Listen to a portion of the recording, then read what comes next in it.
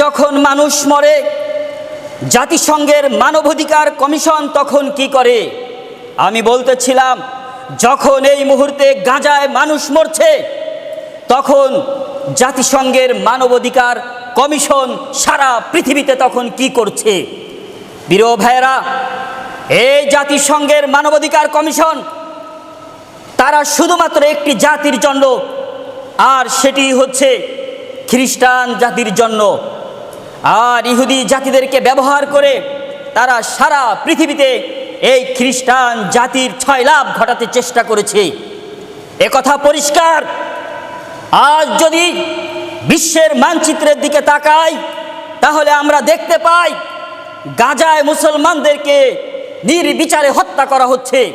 সেখানে নারী, পুরুষ, শিশু সহ তাদের প্রত্যেককে হত্যা করা হচ্ছে, প্রতিনিয়তই তাদেরকে হত্যা করা হচ্ছে। এমনকি আমরা দেখতে পাচ্ছি দীর্ঘদিন পর্যন্ত ত্রাণ প্রবেশ করতে দেওয়া হচ্ছে না, কোনো দিক থেকে তাদেরকে খাদ্য দেওয়া হচ্ছে না। ঠিক সেই সময় অনেক দিন পরে যখন তাদেরকে ত্রাণ দেওয়ার জন্য, খাদ্য দেওয়ার জন্য একটা গাড়ি বা কিছু গাড়ি প্রবেশ করছে, আর হুমড়ি খেয়ে গাজার ক্ষুধার্তবাসী সেই খাবার আনতে যাচ্ছে, আর তখনই তাদের উপরে বোমা ফেলা হচ্ছে, নির্বিচারে গুলি করা হচ্ছে। তখন সারা পৃথিবীতে এই মানবাধিকার কমিশন কি করছে? একটি কথা পরিষ্কার, এ কথাটি স্পষ্ট পরিষ্কার যে এই মানবাধিকার কমিশন কখনোই পৃথিবীতে শান্তি আনতে পারবে না। তারা শান্তি বিনষ্ট করতে পারবে, তারা সারা পৃথিবীতে শান্তিকে নষ্ট করতে পারবে।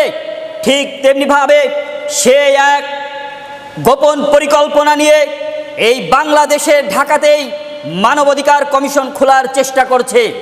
একথা পরিষ্কারভাবে বলতে চাই, যারা বাংলাদেশে জাতিসংঘের এই মানবাধিকার কমিশন খুলতে চেষ্টা করছো, তারা দেখেছো যে দেশের মুসলমান যদি একবার নড়ে বসে, গাছের গোড়া দৌড়ে যদি একটা বার ঝাঁকি দেয়, তাহলে এদেশের মাঝে কেউ আর থাকতে পারে না। কেউ দিল্লিতে চলে যায়, কেউ আমেরিকায় চলে যায়, কেউ কানাডায় চলে যায়, এক একজন এক এক দেশে চলে যায়।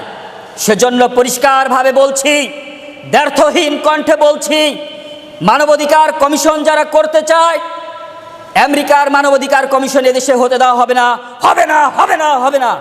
এদেশের মুসলমানদের এক বিন্দু রক্ত থাকতে বাংলাদেশে মানবাধিকার কমিশন করতে দেওয়া হবে না। প্রিয় উপস্থিতি, প্রিয় মুসলমান ভাইরা আমার, এদেশে যদি মানবাধিকার কমিশন হয় তাহলে সেই মানবাধিকার কমিশনের নামে তারা বিভিন্নভাবে এদেশের মাঝে তারা তাদের মূল কার্যক্রম চালাতে চেষ্টা করবে। শুধু তাই নয়, একটা টাইম দেখা যাচ্ছে এদেশের মানচিত্র তারা গিলে খেতে চেষ্টা করবে। এমনি আমরা মিডিয়ার মাধ্যমে বিভিন্নভাবে শুনেছি পার্বত্য চট্টগ্রামকে তারা গিলে খেতে চেষ্টা করেছে, এবং তাদের রক্তচক্ষু, ওই শকুন চক্ষু আমার পার্বত্য চট্টগ্রামের উপরে পড়েছে। খুব ভালো করে বুঝতে হবে, এই পার্বত্য চট্টগ্রাম বাংলাদেশের অংশ। এই পার্বত্য চট্টগ্রাম বাংলাদেশের বাইরের কোনো কান্ট্রি নয়, বাংলাদেশের বাইরের কোনো দেশ নয়। যে এই বাংলাদেশের বাইরের একটি কান্ট্রি যা হয় তা হবে, এ নিয়ে আমাদের চিন্তার কিছু নয়। 1971 সালে এদেশের মানুষ যেভাবে দাবিয়ে রাখা যায়নি, প্রতিটি মানুষ জ্বলে উঠেছিল, ফুঁসে উঠেছিল নির্যাতন নিপীড়নের বিরুদ্ধে। আর তখনই এই মানচিত্র পেয়েছে, সেই মানচিত্রের এক চুল পরিমাণ যদি কেউ এখান থেকে গিলে খেতে চেষ্টা করে, তাহলে এদেশের মানুষ তাওহীদি জনতা আবারও টুটি চিপে ধরবে। কারণ কালিমার শক্তির সামনে পৃথিবীতে আর কোনো শক্তি দাঁড়াতে পারেনি, কিয়ামত পর্যন্ত পারবে না, পারবে না, পারবে না। প্রিয় ভাইয়েরা আমার, আমরা আবারও বলছি, আমেরিকার এই মানবাধিকার কমিশন, জাতিসংঘের মানবাধিকার কমিশন এই বাংলাদেশে করতে দেওয়া হবে না। এদেশের আলেম উলামা চায় না, এদেশের তাওহীদি ইসলাম প্রিয় তাওহীদি জনতা চায় না। অতএব গুটি কয়েক নাস্তিক এদেশে যা ইচ্ছে তাই করবে, সেটাও তাদেরকে করতে দেওয়া হবে না। ক্ষমতার চেয়ারে বসে যদি সেই ক্ষমতাকে অপব্যবহার করা হয়, তাহলে একটা টাইম তাদেরকে ঘাড় ধাক্কা দিয়ে চেয়ার থেকে উঠিয়ে ওই চেয়ার প্রয়োজনে খালি থাকবে।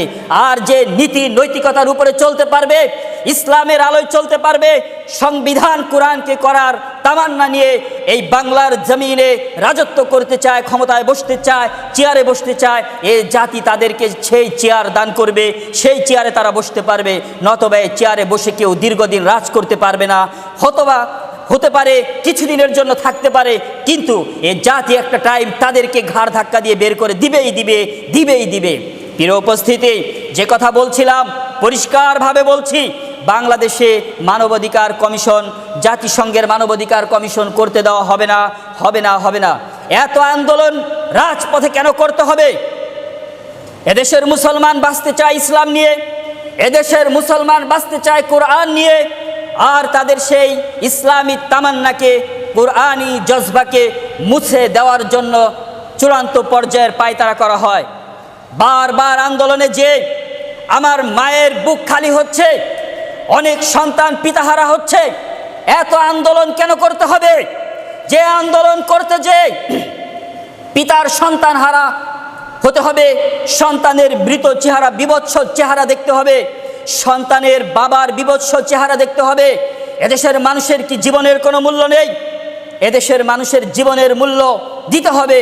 প্রতিটি মানুষকে তার জীবনের মূল্য বুঝতে হবে। প্রিয় ভাইয়েরা, যে কোনো নেতার পেছনে যে আপনি আপনার জীবনকে বিলীন করবেন না, আপনার জীবনকে আপনি নষ্ট করে দিবেন।